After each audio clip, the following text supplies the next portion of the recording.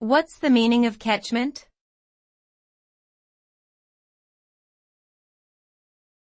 Catchment.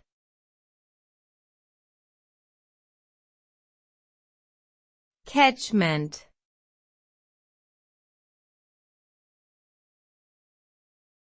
Catchment.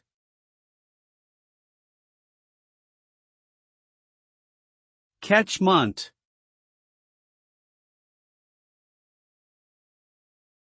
The term catchment refers to an area of land that collects rainwater and other precipitation and funnels it into a body of water such as a river, lake, or groundwater aquifer.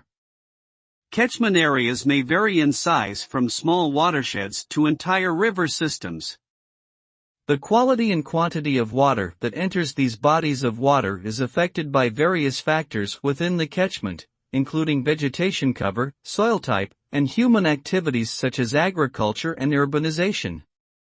Proper management of catchments is crucial for maintaining healthy water resources and ecosystems.